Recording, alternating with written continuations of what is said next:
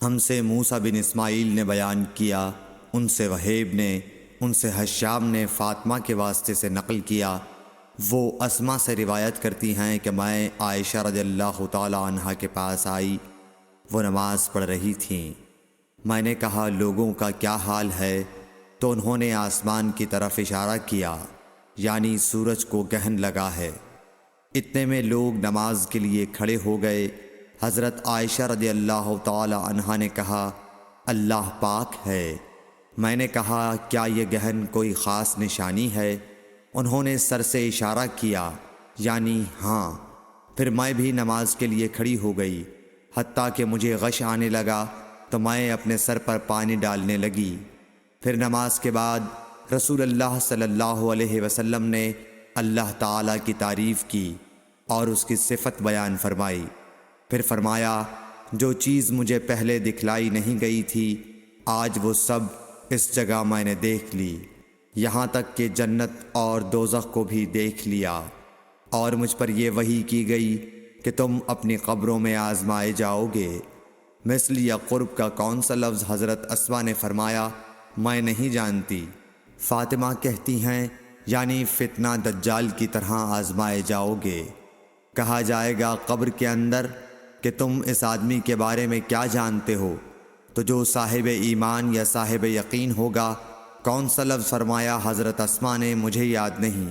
وہ کہے گا وہ محمد اللہ کے رسول صلی اللہ علیہ وسلم ہیں، جو ہمارے پاس اللہ کی ہدایت اور دلیلیں لے کر آئے تو ہم نے ان کو قبول کر لیا اور ان کی پیروی کی۔ وہ محمد صلی اللہ علیہ وسلم ہیں۔ 3 بار اسی طرح کہے گا، پھر اس سے کہہ دیا جائے گا کہ آرام سے سو جا، بے شک ہم نے جان لیا کہ تو محمد صلی اللہ علیہ وسلم پر یقین رکھتا تھا۔ اور بہرحال منافق یا شکی آدمی، میں نہیں جانتی کہ ان میں سے کون سا لفظ حضرت اسما نے استعمال کیا۔ تو وہ منافق یا شکی آدمی کہے گا کہ جو لوگوں کو میں نے کہتے سنا میں نے بھی وہی کہہ دیا، باقی میں کچھ نہیں جانتا۔ صحیح بخاری حدیث نمبر 86۔ قبیلہ عبد القیس کا وفد رسول اللہ صلی اللہ علیہ وسلم کی خدمت میں آیا۔ آپ صلی اللہ علیہ وسلم نے دریافت کیا کہ کون سا وفد آیا ہے یا یہ کون لوگ ہیں؟ انہوں نے کہا ربیعہ خاندان کے لوگ ہیں۔ آپ صلی اللہ علیہ وسلم نے فرمایا کہ مبارک ہو قوم کو آنا، یا مبارک ہو اس وفد کو جو کبھی نہ رسوا ہو نہ شرمندہ ہو۔ اس کے بعد انہوں نے عرض کیا کہ ہم ایک دور دراز کونے سے آپ کے پاس آئے ہیں، اور ہمارے اور آپ کے درمیان کفار مضر کا قبیلہ پڑتا ہے۔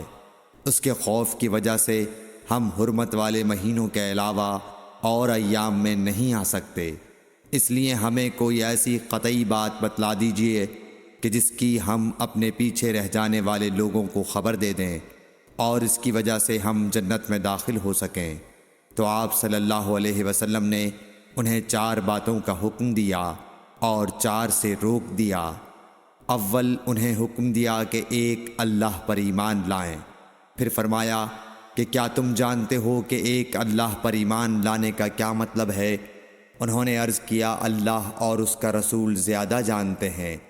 آپ صلی اللہ علیہ وسلم نے فرمایا ایک اللہ پر ایمان لانے کا مطلب یہ ہے کہ اس بات کا اقرار کرنا کہ اللہ کے سوا کوئی معبود نہیں، اور یہ کہ محمد صلی اللہ علیہ وسلم اللہ کے سچے رسول ہیں، اور نماز قائم کرنا، زکوٰۃ ادا کرنا، اور ماہ رمضان کے روزے رکھنا، اور یہ کہ تم مال غنیمت سے 5واں حصہ ادا کرو، اور 4 چیزوں سے منع فرمایا، دبا، حنتم، مزفت کے استعمال سے۔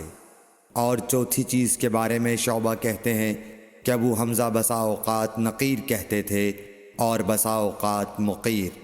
اس کے بعد رسول اللہ صلی اللہ علیہ وسلم نے فرمایا کہ ان باتوں کو یاد رکھو اور اپنے پیچھے رہ جانے والوں کو بھی ان کی خبر کر دو۔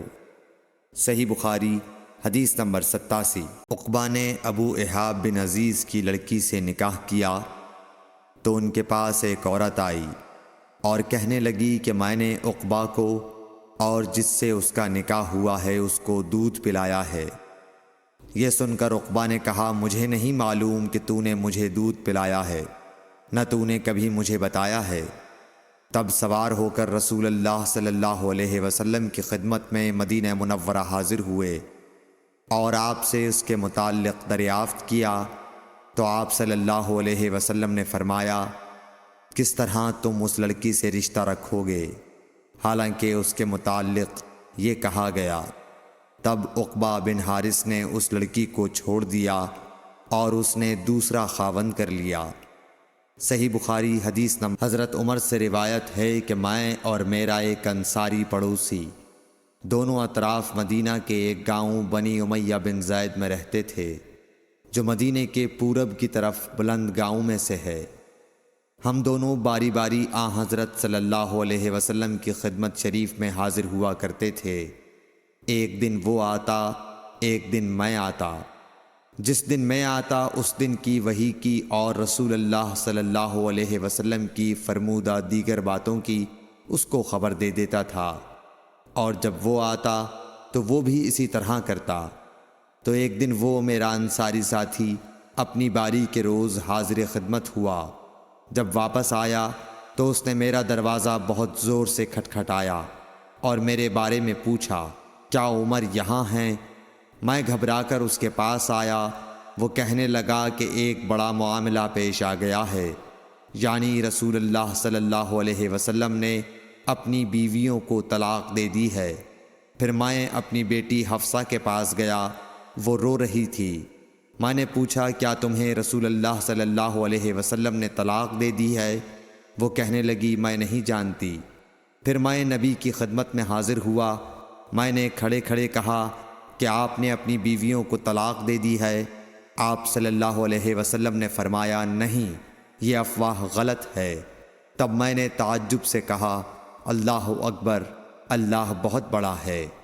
صحیح بخاری حدیث نمبر 89۔ ایک شخص حزم بن ابی کعب نے رسول اللہ کی خدمت میں آ کر عرض کیا یا رسول اللہ، فلاں شخص معاذ بن جبل لمبی نماز پڑھاتے ہیں، اس لیے میں جماعت کی نماز میں شریک نہیں ہو سکتا، کیونکہ میں دن بھر اونٹ چرانے کی وجہ سے رات کو تھک کر چکنا چور ہوتا ہوں اور طویل قرات سننے کی طاقت نہیں رکھتا۔ ابو مسعود راوی کہتے ہیں کہ اس دن سے زیادہ میں نے کبھی رسول اللہ صلی اللہ علیہ وسلم کو وعظ کے دوران اتنا غضبناک نہیں دیکھا۔ آپ صلی اللہ علیہ وسلم نے فرمایا اے لوگو، تم ایسی شدت اختیار کر کے لوگوں کو دین سے نفرت دلانے لگے ہو۔ سن لو، جو شخص لوگوں کو نماز پڑھائے تو وہ ہلکی پڑھائے، کیونکہ ان میں بیمار، کمزور اور حاجت والے سبھی قسم کے لوگ ہوتے ہیں۔ صحیح بخاری حدیث نمبر 90۔